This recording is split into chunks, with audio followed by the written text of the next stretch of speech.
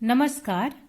मैं स्वाति कुमारी हिंदी की कक्षा में आप सभी बच्चों का स्वागत करती हूँ। बच्चों, आज हम लोग आपकी पाठ्यपुस्तिका में एक संस्मरण पढ़ेंगे जिसका शीर्षक है गोरकी इंस्टीट्यूट। ये पाठ 11 है। आप कहिएगा मैम ये संस्मरण क्या है? ये मैं आपको आगे बताऊंगी। इतना जान लो कि गोरकी इंस्टीट्यूट नामक ये शीर्षक की जो यहाँ पर आपके बुक में स्टोरी है, ये कहानी ना होकर एक संस्मरण है। अब मैं आपको बताऊंगी संस्मरण होता क्या है। हिंदी के एक लेखक हैं विष्णु प्रभाकर जी। वो गोरकी जी से मिले। गोरकी रूसी भाषा के रूस देश के ये एक महान साहित्यकार थे और गोरकी ने ऊंची शिक्षा पाने के लिए, ऊंची शिक्षा लोगों को मिले, इसके लिए उन्होंने एक इंस्टीट्यूट की स्थापना की। इंस्टीट्यूट मतलब संस्थान, ऊंची शिक्षा देने वाली संस्थान की स्थापना गोरकी द्वारा 1933 में की गई। उसी संस्थान का नाम है गोरकी इंस्टीट्यूट। तो विष्णु प्रभाकर को महान लेखक गोरकी जी के घर जाने का मौका मिला था और वहां गए तो वहां का वातावरण, उनकी जो पुत्रवधू थी, मतलब इनके बेटे की बहू, उनके व्यवहार से एकदम प्रसन्न होकर ये इतने प्रेरित हुए कि जब वो घर लौटे और काफी वर्ष बीत गया, इनकी मृत्यु हो गई, तब विष्णु प्रभाकर ने उनको याद किया कि कैसे हम उनके घर गए, कैसा हमने वहां का वातावरण देखा, कैसे उनकी पुत्रवधू का व्यवहार था, वो सब हमने देखा। तो वो सब याद करके वो इस स्टोरी को लिखे हैं, इस कहानी को लिखे हैं। तो जब भी कोई लेखक कुछ पुरानी घटना को याद करता है और याद कर करके लिखता है तो वो संस्मरण कहलाता है। तो यदि कोई आपसे पूछे कि गोरकी इंस्टीट्यूट नामक शीर्षक की जो कथा आपके पाठ्य पुस्तक में है वो साहित्य की कौन सी विधा है, तो आप क्या कहिएगा? ये एक संस्मरण है। क्यों संस्मरण है? क्योंकि लेखक विष्णु प्रभाकर ने इनके साथ बिताए हुए समय, इनके घर में बिताए हुए समय को याद कर करके इसमें लिखा है। चलिए अब हम लोग इसे पढ़ते हैं। मैक्सिम गोरकी। गोरकी का पूरा नाम क्या है? मैक्सिम गोरकी। मैक्सिम गोरकी जैसे महान रूसी लेखक के घर जाकर उसे देखने का अवसर श्री विष्णु प्रभाकर को मिला। विष्णु प्रभाकर को मैक्सिम गोरकी के घर जाकर उनसे मिलने का, उनके घर जाकर वहां के चीजों को देखने का, वहां की पुत्रवधू व उनके घर की बहू से मिलने का, ये सब का अवसर मिला। किसको? विष्णु प्रभाकर को। वहां के वातावरण तथा गोरकी की पुत्रवधू मतलब बेटे की बहू के व्यवहार से अभिभूत होकर लेखक ने उन्हें संस्मरण का रूप दिया है। पढ़िए और लेखक के अनुभव जानिए। विष्णु प्रभाकर जब उनके घर गए तो उन्होंने वहां का वातावरण देखा और गोरकी की जो पुत्रवधू है, उनकी जो बेटे की बहू है, उनके व्यवहार से एकदम खुश होकर, प्रेरित होकर लेखक ने घर वापस जाके उनको संस्मरण किया, उनको याद किया कि कैसे उनके घर में हमने समय बिताया, और वो सब याद करके उन्होंने इसे एक कथा का रूप दे दिया। अब हम लोग पढ़ेंगे और लेखक के अनुभव को जानेंगे कि कैसा समय उनका उनके घर में बीता। देखो, 12:30 बज चुके थे और मॉस्को का आकाश बादलों से घिरा हुआ था। 12:30 बज चुके थे दिन का, ये दोपहर का, और मॉस्को का जो आकाश था वो पूरी तरह से बादलों से घिरा हुआ था। इस देश के लिए यह असाधारण बात थी। इस देश के लिए यह असाधारण बात इसलिए थी क्योंकि इस समय यहाँ पर धूप निकला होता है, लेकिन ये जो समय है, जिस समय वो गए तो पूरा बादल छाया हुआ था। क्योंकि साधारणतया जुलाई में ग्रीष्मकालीन धूप खिली रहती है, लेकिन आज किसी भी क्षण वर्षा हो सकती है।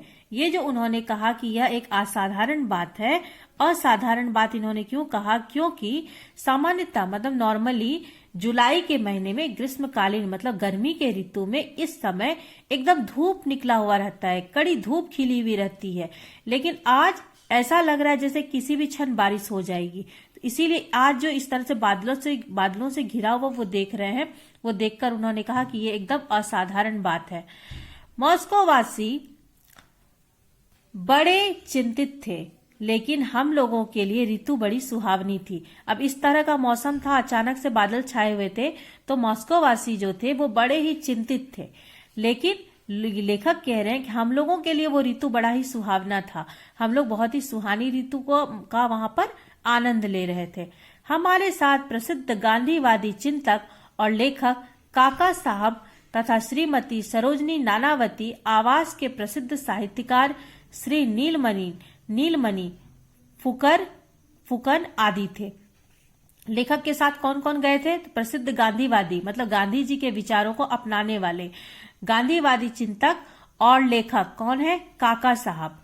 और साथ ही श्रीमती सरोजनी नानावती, आवास के प्रसिद्ध साहित्यकार श्री नीलमणि फुकन आदि, ये सब भी इनके साथ गए थे। साथ में श्री सेरेब्रिया कोब भी थे। वे भारत के रूसी दूतावास में सांस्कृतिक संबंधों के प्रथम सचिव रह चुके हैं। इस समय वे हमारे दुभाषीय थे। यहाँ पर लेखक ने क्या बताया कि साथ में एक और व्यक्ति थे, सेरेब्रिया कोब भी थे, और इनके बारे में उन्होंने बताया कि रूसी दूतावास में ये सांस्कृतिक संबंधों में मतलब सांस्कृतिक कार्यक्रम कैसा होना चाहिए, संस्कृति का विकास कैसा होना चाहिए। दूतावास का मतलब होता है राजदूत का कार्यालय। जब कोई इस देश से मान लो किसी को विदेश में भेजा जाता है सरकार की ओर से, वहां कुछ संदेश देने के लिए, कुछ मैसेज पहुंचाने के लिए, तो वो राजदूत कहलाते हैं, राजा का दूत बन के। तो अब तो ये राजतंत्र है नहीं, तो अभी भी सरकार की तरफ से अगर कोई मिनिस्टर को बाहर भेजा जाता है कुछ मैसेज पहुंचाने के लिए, तो उन्हें राजदूत ही कहा जाता है।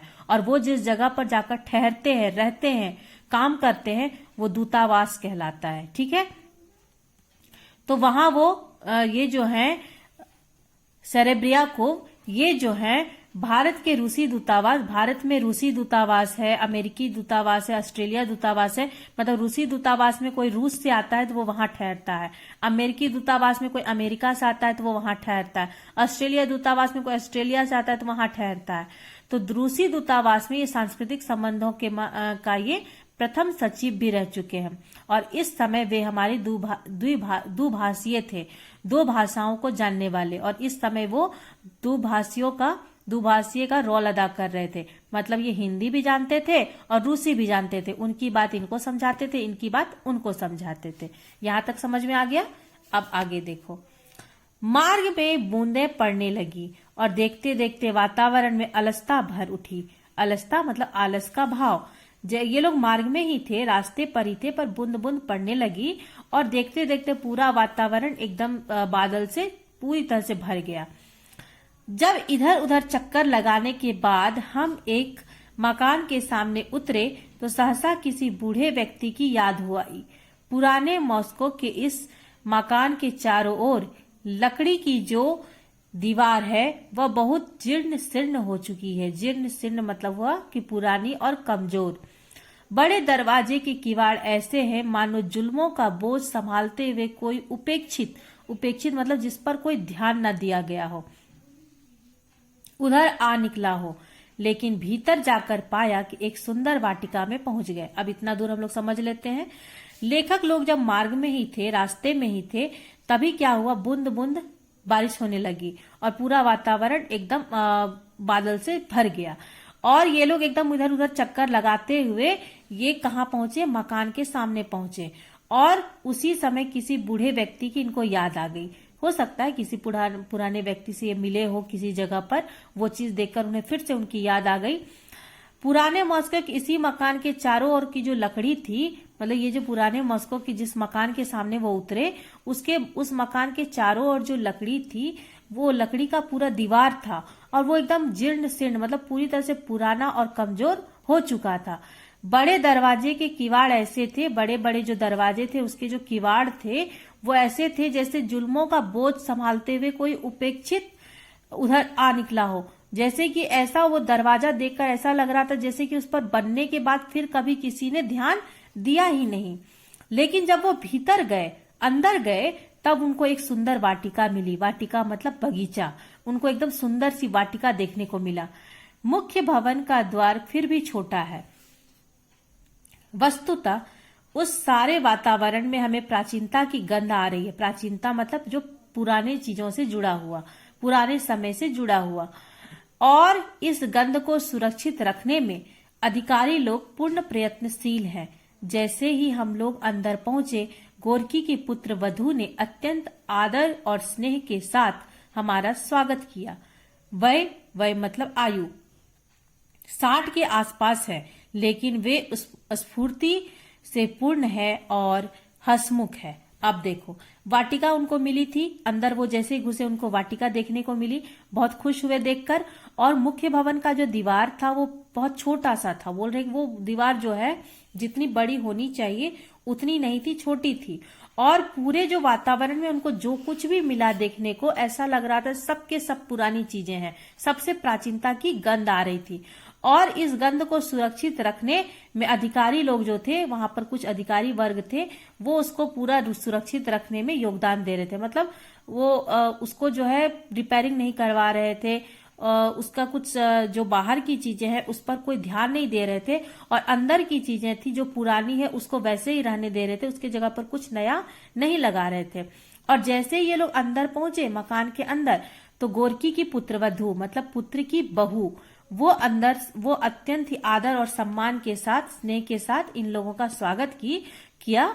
और जो लेखक हैं वो बता रहे हैं कि गोरकी की पुत्रवधू की जो उम्र थी वो 60 के आसपास थी। अब 60 के पास थी मतलब वो बूढ़ी हो चुकी थी, लेकिन फिर भी स्फूर्ति मतलब उसके अंदर जो चुस्ती थी, फुर्ती थी, वो एकदम पूरी तरह से फुर्तीली और बहुत ही हंसमुख स्वभाव की महिला थी। यहां तक क्लियर है। अब आगे देखो। मैंने देखा कि उनके गले में अनेक लड़ों की एक सुंदर माला पड़ी हुई है। उन्होंने दूसरे व्यक्तियों से भी हमारा परिचय कराया, जिनमें गोरकी इंस्टीट्यूट के इंचार्ज श्री कोजामिन भी थे। वह सरल प्राण मतलब सीधे स्वभाव के और लंबे कद के थे। हमने सबसे पहले गोरकी के अध्ययन कक्ष में प्रवेश किया। देखा कि उसकी छत श्वेत है और उसमें लकड़ी के चौकोर चारखानों से बने हैं। अब यहां तक हम लोग समझ लेते हैं पहले। अब वो क्या बोल रहे हैं उनकी पुत्रवधू के बारे में कि उनके गले में अनेक लड़ों की मतलब अनेक लड़ों वाली, अनेक तरह की माला वाली वो सुंदर सी माला वो पहन रखी है। और वो अपने जो उनका जो स्वभाव ऐसा था कि वहां पर और भी दूसरे व्यक्ति लोग थे, उनसे भी इन लोगों का परिचय लेखक और उनके साथ गए हुए लोगों का परिचय करवा रही थी। जिनमें एक व्यक्ति के बारे में इन्होंने बताया कि गोरकी इंस्टीट्यूट के इंचार्ज श्री कोजामिन भी थे, उनसे भी इन्होंने परिचय करवाया। और वो बड़े ही सीधे स्वभाव के इंसान थे, लंबे कद वाले थे। और जब ये अध्ययन कक्ष में, इसके बाद ये लोग गोरकी के अध्ययन कक्ष में प्रवेश किए। आपको पता है दादी माँ वाली कहानी में भी हम लोगों ने अध्ययन कक्ष के बारे में पढ़ा था, उनका भी अध्ययन कक्ष था। तो गोरकी भी साहित्यकार है। दादी माँ को पत्र लिखने से रुचि थी और गोरकी को भी साहित्य लिखने से रुचि थी, तो इनका भी अध्ययन कक्ष था। जब ये वहां प्रवेश किए तो उन्होंने देखा कि उसकी जो छत थी वो एकदम श्वेत थी, मतलब उजला था। उसमें लकड़ी के चकोर चारखाने, लकड़ी का पूरा काम किया हुआ था पूरे छत पे, और वो बना हुआ था। कमरे में दाहिनी, आगे हम लोग देखेंगे, दाहिनी ओर एक कोण बन गया है और उसमें एक बड़ी अलमारी रखी हुई है। उसके ऊपर 3 जार हैं, जिसमें से बीच का जार अत्यंत कलापूर्ण है। बाई ओर का द्वार शयन कक्ष की ओर जाता है और सामने की खिड़की वाटिका में खुलती है। जब वे काम करते करते थक जाते होंगे तो यहाँ की हरितिमा मतलब हरियाली और शीतल वायु उनके मन प्राणों को सचेत कर देती होगी। अब वो बोलते हैं कि दाहिनी ओर जो एक था, इसमें हम लोग पढ़े ना, कमरे की दाहिनी ओर, कमरे में दाहिनी ओर वो बताते हैं कि एक कोण बना हुआ था और उसमें बड़ी सी अलमारी रखी हुई थी और ऊपर में एक 3 जार था। जार मतलब गुलदस्ता की तरह होता है। और उसमें से जो बीच वाला जार था वो अत्यंत ही कलापूर्ण, मतलब उसके ऊपर बहुत काम किया हुआ था। और बाईं ओर के द्वार से वो जाते हैं तो उनके शयन कक्ष की ओर चले गए, मतलब वो जहां सोते हैं। सामने की खिड़की वाटिका में, उनकी जो कमरे की जो खिड़की थी वो एकदम वाटिका में, बगीचा में खुलती थी। और उन्होंने अनुमान लगाया कि जब गोरकी काम करते करते पूरा थक जाते होंगे तो वो उनकी खिड़की के पास बैठकर वाटिका की हरियाली, हरितिमा मतलब हरियाली को निहारते होंगे और उनसे मिलने वाली शीतल हवा उनके मन को, उनके प्राणों को एकदम ठंडा कर देती होगी। अब आगे, इस कमरे की सबसे महत्वपूर्ण वस्तु है शीशे का एक विशाल केश। उसका उपयोग गोरकी मेज के रूप में भी किया करते थे। उनके प्रयोग में आने वाली अनेक वस्तुएं उसमें सुरक्षित है। रंग बिरंगी पेंसिल, पुस्तकें, चाकू, एस्ट्रे, मेडल, ब्रश, चश्मा, पैड, डिबिया, क्लिप, सभी कुछ तो है। समुद्र से लाई एक टेढ़ी मेढ़ी लकड़ी भी वहां रखी है।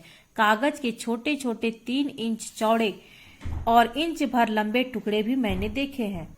लेखक ने यहाँ पर उनके अध्ययन कक्ष के बारे में बताया कि उनके अध्ययन कक्ष में कौन कौन सी चीजें थी। उनके अध्ययन कक्ष में बहुत सारी महत्वपूर्ण वस्तु थी, जिसमें शीशे का एक विशाल केस था, जिसको एकदम मेज की तरह होता है, जिसमें सामान रखते हैं। तो उसका उपयोग गोरकी जो है मेज के रूप में किया करते थे। और उनके प्रयोग में आने वाली अनेक वस्तुएं उसमें सुरक्षित थी। और जिन जिन चीजों का गोरकी प्रयोग करते थे वो सब वो उसमें अपनी वस्तु को सुरक्षित रखे हुए थे। और कौन कौन सी वस्तु है उनके अध्ययन कक्ष में? तो रंग बिरंगी पेंसिल, पुस्तकें, चाकू, एस्ट्रे, मेडल, ब्रश, चश्मा, पैड जिसमें वो लोग लिखते हैं उसे पैड कहते हैं, एकदम सफेद जैसा होता है, चौड़ा, डिबिया, क्लिप, सभी कुछ तो है। समुद्र से लाई हुई सारी एक टेढ़ी मेढ़ी लकड़ी थी, वो भी वहां रखी हुई थी। कागज के छोटे छोटे 3 इंच चौड़े और इंच भर लंबे टुकड़े भी वहां पर रखे हुए थे। अब इसके आगे हम लोग देखते हैं। सहसा देखता हूं कि इसी बीच में काका साहब गोरकी की पुत्रवधू के साथ बातों में व्यस्त हो गए। महिलाएं फोटो खींचती जा रही है। एक वृद्ध व्यक्ति भी उनमें आ मिला।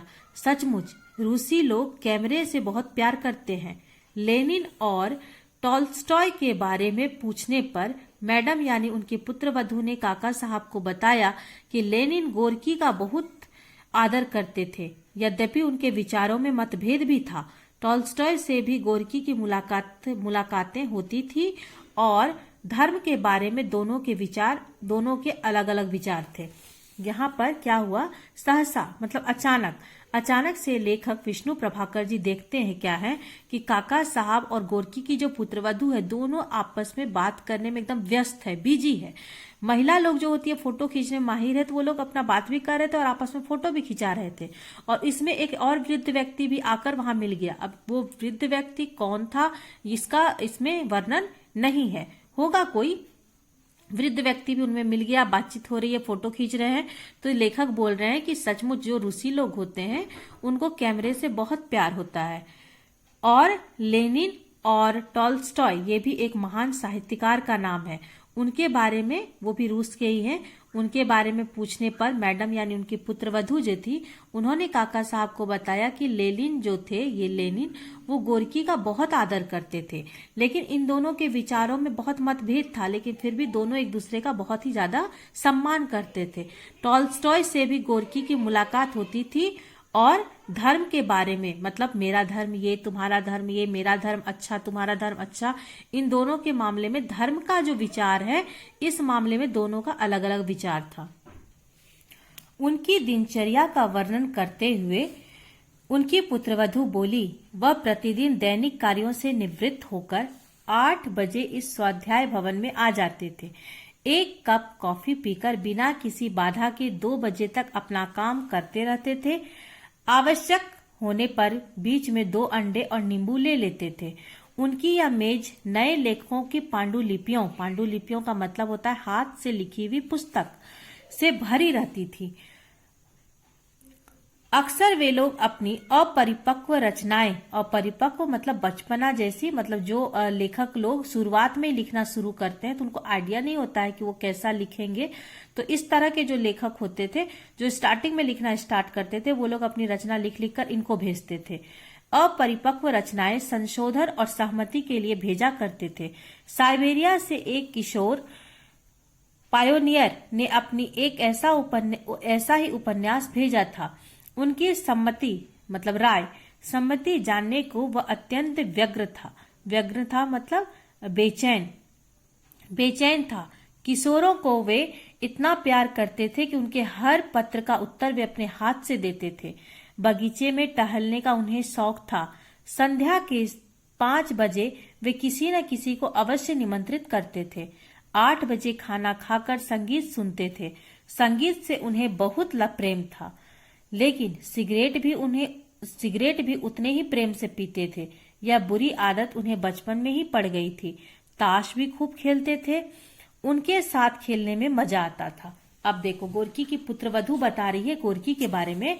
सबसे पहले तो उन्होंने उनके दिनचर्या का वर्णन किया, और दिनचर्या का वर्णन करते हुए क्या बताया कि वो प्रतिदिन दैनिक कार्य जो हमारा डेली का होता है, सुबह उठना, ब्रश करना, नहाना, उन सबसे वो इन सबसे वो निपट कर 8 बजे और अपने स्वाध्याय भवन मतलब अध्ययन कक्ष में चले जाते थे, और 1 कप कॉफी बिना किसी बाधा के 2 बजे तक काम करते थे। मतलब 1 कप कॉफी पी लेते थे, उसके बाद बिना किसी बाधा के मतलब बिना उठे वो 2 बजे तक अपने काम में लग जाते थे।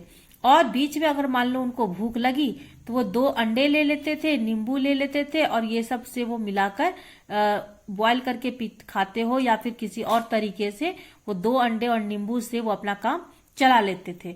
और उनकी मेज पर नए नए लेखक लोग लिखना शुरू करते थे, तो अपनी हाथ से लिखी हुई पुस्तक, पांडुलिपियों मतलब हाथ से लिखी हुई पुस्तक, वो लिख कर इनको भेजते थे। तो वैसी पुस्तक इनके मेज पर हमेशा भरी रहती थी।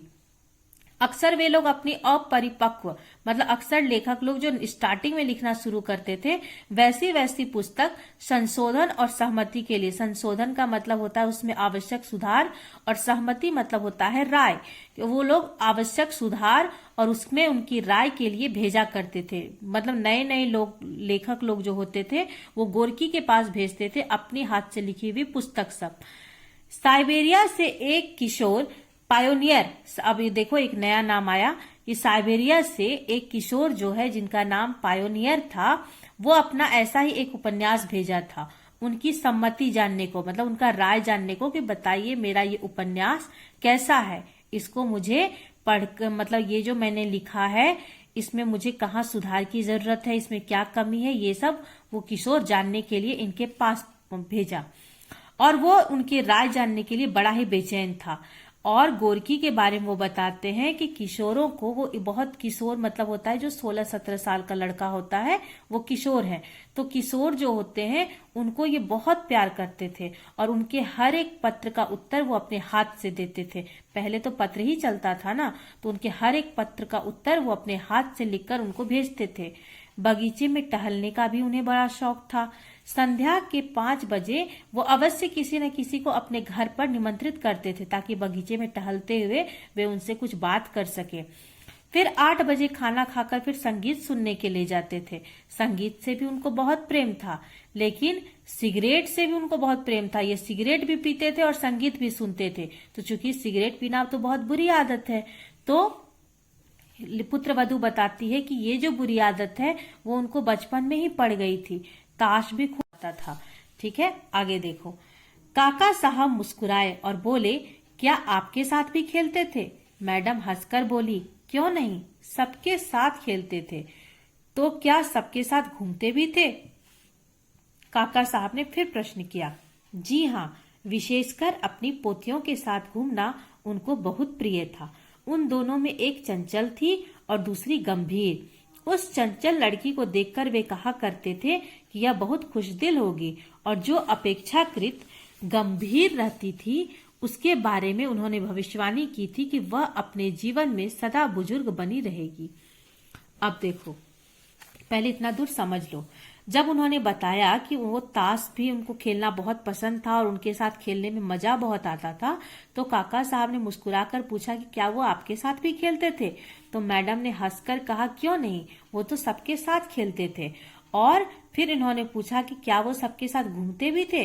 तो फिर काका साहब ने ये प्रश्न उनसे, किससे, पुत्रवधू से पूछा कि क्या वो सबके साथ घूमते भी थे? तो उस पर वो बोलती है कि जी हाँ, वो सबके साथ घूमते थे, लेकिन विशेषकर अपनी पोतियों के साथ घूमना उनको बहुत पसंद था।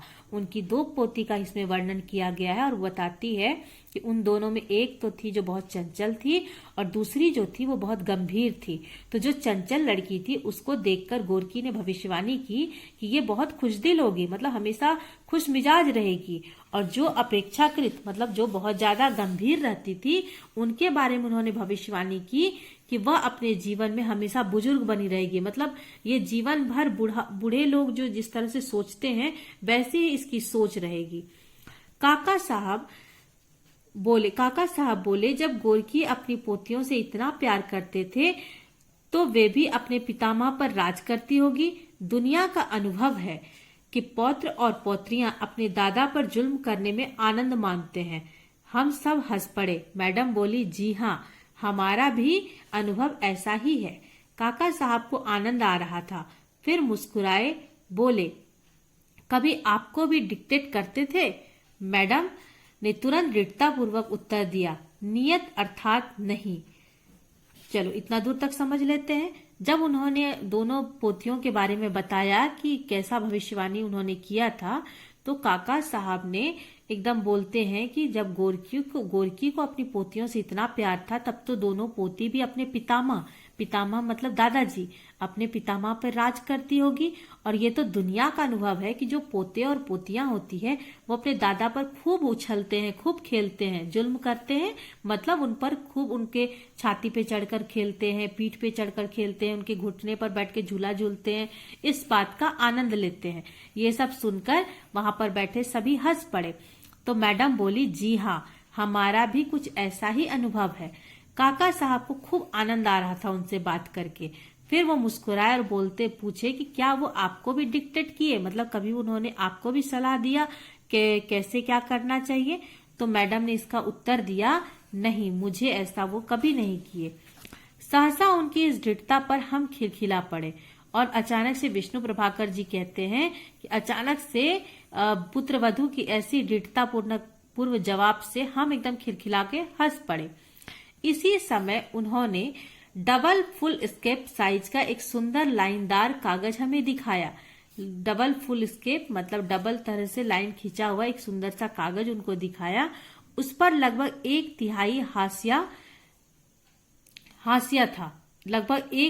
हाशिया था और बोली कि वह ऐसे कागज पर लिखा करते थे। अब हाशिया मतलब क्या होता है? पहले के समय में जो कॉपी मिलती थी, अब तो किनारे में इस तरह से लाइन खींचा हुआ रहता है, लेकिन पहले के समय में कॉपी एकदम सादा होता था, किनारे में लाइन खींची हुई नहीं रहती थी। तो जब हम लोग स्केल से लाइन खींचते थे इतनी दूर तक, तो ये जो लेखक थे ना, उनको चौड़ी चौड़ी लाइन खींचना, ये जो लाइन खींचा गया यही कहलाया हाशिया। तो उनको जो है 1/3 हाशिया लेने का बहुत ही शौक था। वो बोलती है कि ऐसे ही कागजों पर वो लिखा करते थे। बड़ा हाशिया रखने का उनको शौक था, मतलब बड़ी बड़ी लाइन खींचने का उनको शौक था। कितने अद्भुत और विविध शौक थे ये लेखक मन में सोच रहे हैं। इस महान लेखक के मैं तारतम्य बैठाता हुआ सोचने लगा कि कहाँ संगीत और तथा भ्रमण और कहाँ हथियार एक और बच्चों की तरह रंगीन पेंसिल इकट्ठा करना, दूसरी ओर बढ़ईगिरी आदि की उपयोगी काम करने का शौक।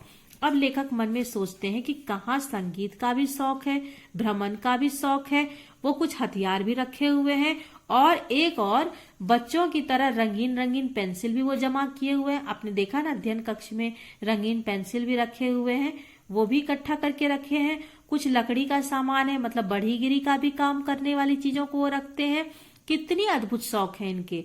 सृजनशीलता मतलब कुछ सृजन करने की भावना, कुछ नया करने की भावना और कल्पना के अनूठे सहयोग ही से उनकी लेखनी में इतनी शक्ति आई थी। लेकिन हथियार तो हिंसक वृत्ति के प्रतीक है कि सहसा मेरी दृष्टि एक अद्भुत खिलौने पर जाकर अटक गई। मैंने काका साहब से कहा, देखिए काका साहब, गांधी जी के गुरु ये 3 बंदर यहाँ भी मौजूद है। अब ये जो है जैसे कि पहले इसको समझ लो। सृजनशीलता मतलब कुछ नया करने की भावना और कल्पना, लेखक लोग कल्पना करते हैं कि क्या होना चाहिए क्या नहीं होना चाहिए। इन सब के सहयोग से ही लेखनी में शक्ति आती है, मतलब इंसान लिख पाता है। लेकिन फिर वो हिंसक हथियार तो हिंसक वृत्ति का प्रतीक है, फिर ऐसा उन्होंने अपने कमरे में क्यों रखा है? हिंसक वृत्ति मतलब ये देखो, अध्ययन कक्ष में चाकू भी वो रखे हुए हैं, तो ये तो एक हथियार है ना।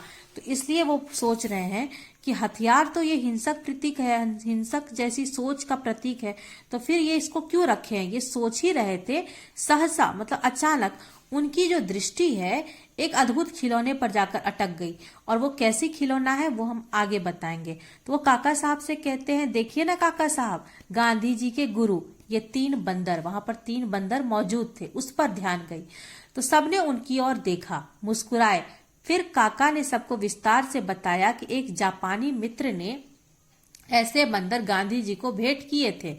तब से गांधी जी इनको अपना गुरु मानते हैं। ये जो उन्होंने कहा ना विष्णु प्रभाकर ने काका साहब से कि गांधी जी के गुरु ये 3 बंदर, तो ये गांधी जी के गुरु ऐसी बातें क्यों कहा उन्होंने? तो ये बात काका साहब यहाँ सबको समझाते हुए बताए कि एक जापानी मित्र था गांधी जी का, और वो गांधी जी को 3 बंदर भेंट किए थे, और तब से गांधी जी उस 3 बंदर को अपना गुरु मानते रहे। ना बुरा देखना, ना बुरा सुनना, ना बुरा बोलना। वे सब लोग भी बड़े प्रसन्न हुए और बताया कि गोरकी को भी किसी ने ये मूर्तियां भेंट की। अब गोरकी के कमरे में जो ये 3 बंदर रखे हुए हैं, ये क्यों आया? तो वहां पर सबने बताया कि गोरकी को भी ये मूर्तियां किसी ने भेंट किया था, उपहार दिया था। वे सदा इन्हें अपनी मेज पर रखते थे। यह एक संयोग भी हो सकता है, लेकिन इसका बराबर दोनों की दृष्टि के सामने रहना क्या इस बात का प्रमाण नहीं है कि इन दोनों महापुरुषों का मस्तिष्क मूलतः एक ही दिशा में काम करता था, और वह दिशा ही संयम की। ये बोलते हैं कि जो गोरकी को ये गिफ्ट दिया गया था 3 बंदर, वे सदा जो है इनको अपनी मेज पर रखते थे। और ये भी एक संयोग की बात है कि दोनों ही इसमें बराबर की दृष्टि, मतलब दोनों की ही सामने एक समान चीजें हमेशा रखी हुई है। और इसी से एक बात का प्रमाण हमें मिलता है कि ये दोनों महापुरुष के जो मस्तिष्क हैं, वो दोनों के जो मस्तिष्क हैं, मतलब कौन दोनों महापुरुष, एक गोरकी और दूसरे गांधी जी, इनकी सोच हमेशा एक ही दिशा में चलती है, और वह दिशा है संयम की। संयम मतलब होता है धैर्य। गांधी जी के अंदर भी बहुत धैर्य था और गोरकी के अंदर भी बहुत धैर्य है। गोरकी का शयन कक्ष आज भी ठीक उसी अवस्था में है जैसे उनके सामने था। वही पलंग, तकिए, पुस्तकें, छोटी मेज, सब कुछ उसी तरह है। आश्चर्य से देखा कि करनिस मतलब दीवार पर कंगनी होती है, टंगा हुआ होता है, उस पर बुद्ध की एक प्रतिमा है। कुछ भी हो, उसका शयन कक्ष में होना इस बात का प्रमाण अवश्य है कि गोरकी बुद्ध को आदर की दृष्टि से ही नहीं देखते थे, बल्कि प्यार भी करते थे। अब क्या वो देखते हैं कि गोरकी का जो शयन कक्ष था, उसमें जो चीज उनके सामने जैसी थी वैसी ही वो आज भी है, कुछ इधर से उधर नहीं हुआ है। वही पलंग है, वही तकिया है, वही पुस्तकें हैं, वही छोटी छोटी मेज है, सब कुछ उसी तरह से रखा हुआ है। और आश्चर्य से एक चीज देखा कि करनिस मतलब दीवार पर एक कंगनी बनी हुई है, उस पर बुद्ध की एक प्रतिमा है। अब शयन कक्ष में बुद्ध की प्रतिमा होना इस बात का प्रमाण लगाया है, इस बात का सबूत है कि गोरकी बुद्ध का मात्र आदर ही नहीं करते थे, बल्कि उनसे बहुत वो प्यार भी करते थे। हमने उनका पुस्तकालय और भोजन गृह भी देखा। अब गोरकी का अपना पुस्तकालय था, उनका जहाँ वो खाना खाते थे, उनका जहाँ खाना बनता था, वो भी देखा उन्होंने। पुस्तकालय में पुस्तकों की अलमारी तो है ही, पौत्री की एक सुंदर प्रतिमा भी है, जिसे प्रसिद्ध मूर्तिकार कोनेनकोव ने बनाया था। अब ऊपर आपने पहले पढ़ा ना, गोरकी की 2 पोती थी, जिसमें एक चंचल और एक गंभीर थी। तो पुस्तकालय की जो पुस्तकों की अलमारी थी, उसमें तो पुस्तकें थी ही, और वहां पर पौत्री की उन्होंने सुंदर प्रतिमा मतलब उसकी सुंदर मूर्ति बनवा दिया था, वो भी रखा हुआ था। और उस मूर्ति को बनाया किसने था? तो प्रसिद्ध मूर्तिकार कोनेनकोव ने बनाया था।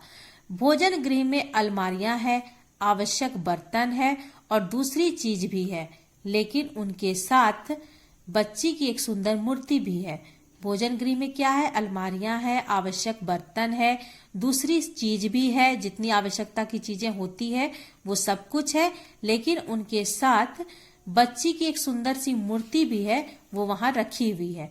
कमरे के बीचों बीच एक बड़े मेज है, उसी के चारों ओर हम लोग बैठ गए। कभी यहीं पर बैठकर गोरकी ने अपने निर्णय लिए थे। पत्रिका निकालने का निश्चय भी यहीं हुआ था। मिलने के लिए अनेक पेशे के लोग यहीं आते थे। अब जहां पर गोरकी बैठकर अपना सारा काम करते थे, ये लोग उसी जगह पर जाकर बैठे। तो लेखक गोरकी को याद करते हुए कहते हैं कि जहां पर हम लोग अभी बैठे हैं, कभी यहीं पर गोरकी अपना बैठकर हर तरह के निर्णय लेते थे। पत्रिका निकालना, वो पत्रिका भी निकालते थे और निकालना है इसका निश्चय भी उन्होंने इसी जगह पर बैठकर किया था। उनसे मिलने के लिए अनेक पेशे के लोग, कोई डॉक्टर था, कोई इंजीनियर था, कोई वकील था, कोई कुछ था, वो सब उनसे मिलने के लिए आते थे और वो यहीं पर उनसे मिलते थे। मिलने वाले में कौन कौन थे? डॉक्टर, इंजीनियर, लेखक, ये लोग आते थे इनसे मिलने के लिए। स्वाभाविक रूप से उनमें लेखक अधिक रहते थे। अब ये लेखक हैं तो इनसे ज्यादा से ज्यादा लेखक ही ना आएंगे मिलने के लिए, तो उनमें मिलने वालों में सबसे ज्यादा संख्या लेखक की होती थी। शुरू में नए लेखक उनके पास आने में झिझकते थे। इतने बड़े लेखक हैं, ना जाने कैसा बर्ताव करे, परंतु जब वे आ जाते थे तो उन्हें ऐसा लगता था जैसे अपने ही घर में हो। शुरुआत में जो नए नए लेखक होते थे वो इनके पास आने से बड़े ही झिझकते थे। शुरू में नए लेखक इनके पास नहीं आना चाहते थे, झिझकते थे, संकोच करते थे। क्यों? वो सोचते थे कि इतने बड़े लेखक हैं, पता नहीं हम लोग के साथ कैसा व्यवहार करेंगे, घमंडी तो नहीं है। लेकिन जब वो किसी तरह से संकोच करते हुए इनके पास आते थे मिलने के लिए, तो उनको ऐसा लगता था जैसे वो अपने ही घर में हो, अपने ही घर में बैठकर वो काम कर रहे हैं, बात कर रहे हैं, खा रहे हैं, पी रहे हैं। बीच बीच में मैडम क्या करती थी, उठकर ऊपर जाती थी। वे वहीं रहती थी, इसलिए जब भी उन्हें किसी वस्तु की याद आती थी तो उन्हें ऊपर जाना पड़ता था। उन्होंने हम सबको बैज भी दिए, एक बैच होता है वो दिए थे। मेरे पास रविंद्रनाथ ठाकुर का बैच था, वह उन्हें दिया तो बहुत प्रसन्न हुई और तुरंत गोरकी का बैज लेने के लिए ऊपर गई। शायद वह मिला नहीं, इसलिए उन्होंने मुझे महाकवि पुष्किल का एक और बैज दिया। बैजों से रूसियों को बहुत प्रेम है। काफी समय बीत गया था। स्नेह भीगे उस वातावरण से उठकर हमने उन सबको आखिरी बार प्रणाम किया। उस मकान को जिसमें संसार का वह प्रसिद्ध साहित्यकार रहता था, जिसने मानव मन की गहराइयों में बैठकर उसकी मनोवृत्तियों को समझा और जाना, जो जीवन भर निर्धनता, गंदगी और अनाचारों से जूझता रहा, जिसने अपने स्वप्नों को साकार होते हुए भी देखा, उसकी और अंतिम दृष्टि डाली तो मन भीग आया मतलब मन भावों से भर गया तथा मंत्र मुग्ध सा आकर कार में बैठ गया और सोचता रहा, कितने महान हैं ये क्षण, कितने। विष्णु प्रभाकर जी गोरकी का बहुत ही ज्यादा सम्मान करते थे और जब ये उनके घर गए तो इन्होंने जो है वो बता रहे हैं कि जो उनकी पुत्रवधू थी वो अचानक से बातचीत करती थी और बीच बीच में ऊपर चली जाती थी। क्यों जाती थी? तो वो ऊपर के ही कमरे में रहती थी, इसलिए जब भी उनको किसी वस्तु की याद आती थी तो वो उन्हें ऊपर जाना पड़ता था। उन्होंने इन सबको एक बैज दिया था, बैज होता है निशानी, वो दिया था। तो लेखक जो है विष्णु प्रभाकर, इनके पास रविन्द्रनाथ ठाकुर का बैज था। तो उन्होंने क्या किया, वो बैज उनको पुत्रवधू को दे दिया, गोरकी की पुत्रवधू को। तो वो बहुत ही ज्यादा प्रसन्न हुई और बैज लेने के लिए, वो भी इन लोगों को बैज देने के लिए वो ऊपर गई अपने कमरे में। लेकिन वो जिस तरह का बैज लेना चाहती थी वो उनको नहीं मिला, इसलिए वो क्या की, महाकवि पुष्किल, वो ये भी एक महाकवि है, उनका भी एक बैज था, वो लेकर आई और इनको दे दी। बैजों से रूसियों को, जो रूसी लोग होते हैं उनको बैजों से बहुत प्रेम होता है। काफी समय बीत गया था और स्नेह भीगे मतलब प्रेम और आत्मीयता से भरे प्रेम, और जितने वहां पर इन लोगों से मिले वो एकदम अपनापन दिखाते हुए मिले। तो आत्मीयता से मतलब अपनेपन से भरकर उस वातावरण से उठकर हमने उन सबको आखिरी बार प्रणाम किया। लेखक बोलते हैं कि हम लोग अब वहां से उठे और वहां पर जितने लोग वहां पर बैठे हुए थे उनको हमने आखिरी बार प्रणाम किया कि अब हम चलते हैं यहाँ से। और उस मकान को जिसमें संसार का सबसे प्रसिद्ध साहित्यकार, गोरकी महान साहित्यकार हैं, वो रहते थे, जिनके मन में मानव के प्रति बहुत ही गहरा, मन की भावनाओं को समझने वाला, जानने वाला, उनके मन की इतनी गहराइयों में बैठा हुआ था, जो किसी के मन के भावों को अच्छी तरह से समझ जाते थे। ऐसे महान लेखक के घर में वो हैं। और साथ ही गोरकी की विशेषता के बारे में उन्होंने बताया, जो वो इंसान ऐसे इंसान थे जो जीवन भर निर्धनता के लिए, मतलब गरीबी के लिए, गंदगी के लिए, अनाचारों का मतलब हुआ अत्याचार, जो नहीं होना चाहिए वो सब कुछ, इन सब के विरुद्ध वो जूझते रहे, संघर्ष करते रहे और उनके सपनों को साकार होते हुए भी देखा। और साथ ही साथ जिन लोगों के लिए वो लड़े, उनके सपने भी साकार उनके आंखों के सामने हुआ। मतलब बहुत हद तक गरीबी खत्म हुई, गंदगी खत्म हुआ, अत्याचार कम हुआ, ये सब होते हुए उन्होंने अपने आंखों से देखा और उसकी और अंतिम दृष्टि डाली। मतलब उस घर परिवार की और उन्होंने अंतिम दृष्टि डाली तो उनका मन भीग आया। मतलब मन उनका पूरी तरह से प्रेम वाले भावों से भर आया कि मैं इतने महान साहित्यकार के घर में हूँ। एकदम मंत्र मुग्ध सा, मतलब पूरी तरह से उनके मंत्र से वश में आ जाना। ऐसा लगा जैसे कि उनके घर को देखकर, उन पूरे माहौल को देखकर वो उनके वश में आ गए हो, कि किसी ने उनको एकदम मोहित कर लिया है कि यहाँ से हम कहीं ना जाए। एकदम मंत्र मुग्ध सा होकर वो आकर कार में बैठ गए और सोचते रहे कि ये क्षण मेरे जीवन के लिए कितना महान क्षण है, कि मुझे ये मौका मिला कि मैं गोरकी जैसे महान साहित्यकार के घर में आया और इनके जैसे महान साहित्यकार के घर में आकर मैंने कुछ समय बिताए। ये है विष्णु प्रभाकर की तस्वीर। देखो, ये इस कहानी के लेखक, इस संस्मरण के लेखक है। यही विष्णु प्रभाकर जी गोरकी जी के घर पर गए थे। ठीक है, ये कहानी यहाँ समाप्त हुई। आप लोग पूरी तरह से कहानी पढ़ लीजिएगा और किसी भी तरह की प्रॉब्लम हो तो आप लोग पूछ सकते हैं। इसका क्वेश्चन आंसर मैं इसके बाद करवाऊंगी। ठीक है, थैंक यू।